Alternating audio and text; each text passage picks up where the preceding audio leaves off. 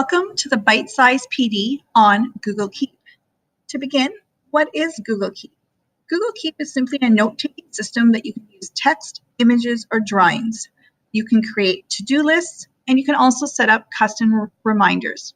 Google Keep is part of the Google Suite package, so all DDSB students and staff have access to Google Keep. They can access it in the web browser, as you can see that I am doing that on my screen right now. They can access it on an iPad or a personal device as well, or a Chromebook. You can just simply go to Google Keep's website, which is keep.google.com, or they can go to the Google App Launcher, and if they click on More, they will see Google Keep there. If they want easy access to Google Keep, they can add it as an extension. So you will see that I have the extension up here. So to do that, you would go to the App Launcher in the top left-hand corner of your Google Chrome browser. You'll go to the Web Store, and you will search for Google Keep. And it will say Add to Chrome, and you will just follow the instructions from there.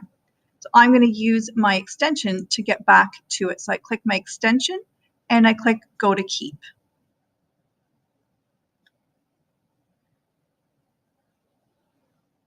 Google Keep is definitely a tool that can be beneficial for all students, but would be necessary for some of our students to be successful.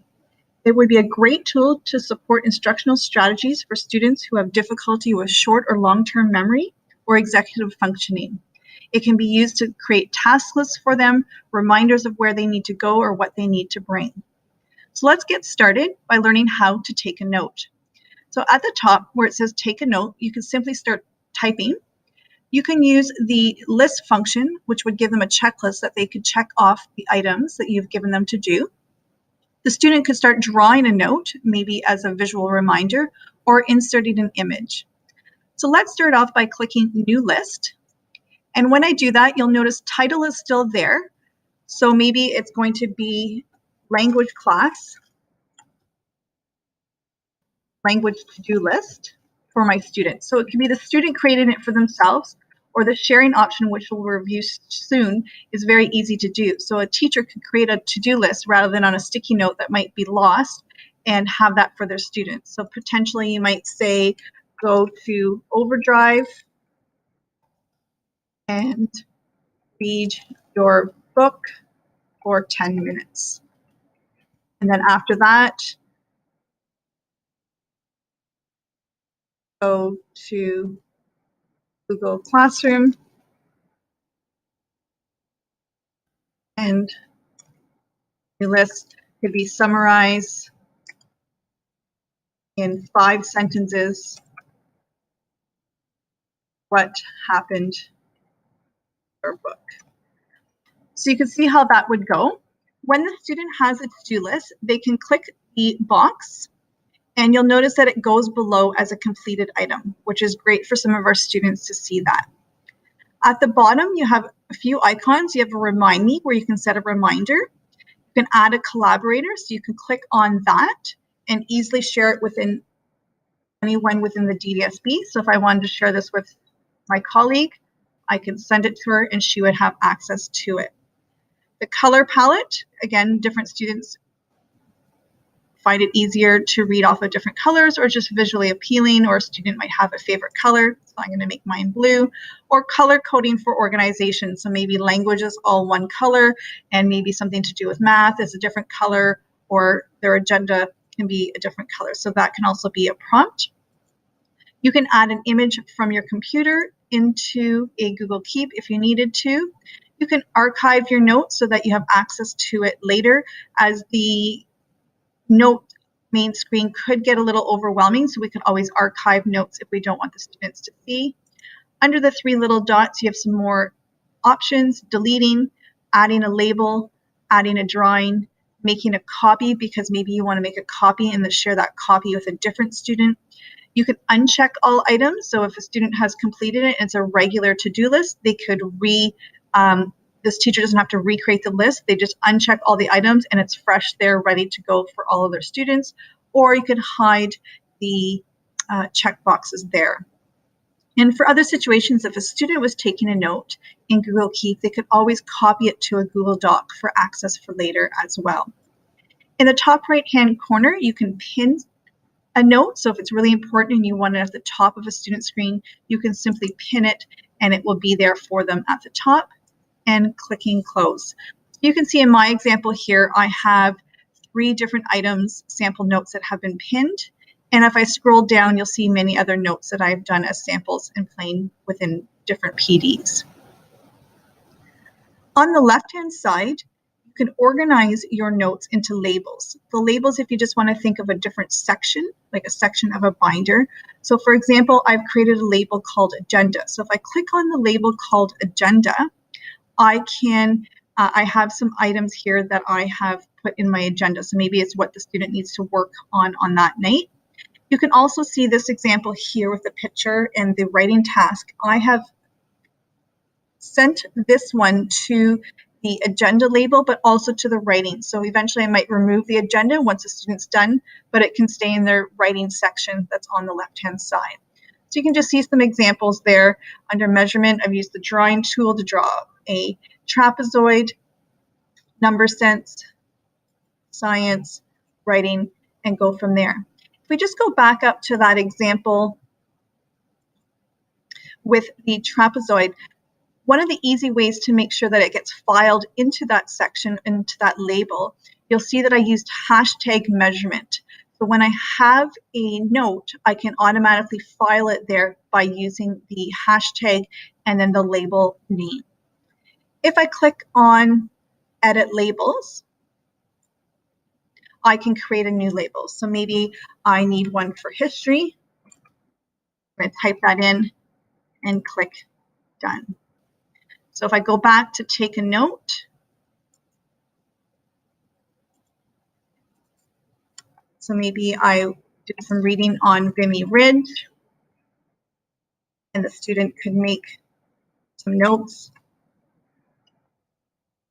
And then, as I mentioned earlier, if you use hashtag, and then you even see it starts to prompt it, I could type the word history, but it's right there, and then it's going to add that tag there for me. Because I created this note in measurement, it automatically added that label. So I should have been out of the measurement section to create this. So you can see all the different options that are available in Google Keep.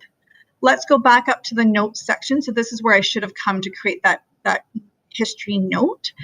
Because I was in measurement, it automatically filed in there, which can be handy for students. So again, if they want it in their science section, they can go to the science label, and as soon as they take a note, it automatically goes there. But if they're just in their general notes at the top, then they need to do the hashtag to file it into that with that label. Let's now take a moment to quickly look at reminders. So if I go into reminders, you can see some examples here where I can add a reminder with a very specific date and time. So here we have eat lunch, December 18th at 1:30. So that reminder would pop up for the student. They do need to have Google Keep open if it's a web browser for that reminder to come up. So if they're using a Chromebook or a laptop, they just need to get in the habit of always having a Google Keep tab open for them so the reminder pops up onto their screen. If they're using an iOS device or a personal device and they set that reminder, it will pop up on, for example, their personal phone or an iPad or an iPod. So we go into notes, and maybe we want to do a note that they need to remember to go to Scrabble Club. So maybe I'm going to call it Scrabble Club. And what I would do is click the little bell here for Remind Me, and I can pick a date and time. You'll also notice place, that it can be very specific to the location where the student needs to be. I'm going to go into pick date and time. And again, you can just put that in, and whether you want it to repeat every week to remember to go to Scrabble Club every Tuesday at lunch, you can set up that very specifically. So let's take a moment to look at some of the other options when you're taking a note. So you can use the drawing option. And when you go into the drawing option, you'll see that you can change the different size and color of the pen that you are using. You can change more to a highlighter, And you can also change the background. You can see that right now there is nothing in the background. You can either do dots, do lines, or even a grid. Unfortunately, you can't change the size of the grid, but you can use that grid to help them draw. So if, for example, if they needed to draw a triangle, it just allows them to draw that a little bit easier. And they can add information in like that. In the three little dots, you can do a new drawing, you can download, or you can delete the current drawing and start over. So if I go back, there's my triangle. And again, I can make some notes on my triangle. So I can write triangle, and as I learn about a triangle, I could write has 3 sides, 3 angles, and if I wanted to put it into my particular math unit, I could do hashtag select measurement, and it will be there as well.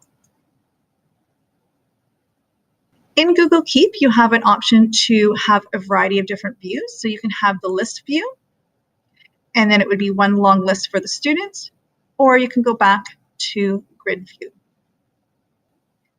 Google Keep has a great search function. As staff and students start to use it, they will have quite a few notes, and if they need to find something, then they can work on that. So earlier we did a note on going to Scrabble Club. So as soon as I click in the search option, it asks me, do I want to look for reminders? What do I want to look for? Do I want to look within a certain label? So if I just start to type Scrabble Club, see that it appears and it's there. So the search function is quite great for students to be able to find other previous notes that they have created. Thank you for watching today's brief introduction into Google Keep. Have a great day.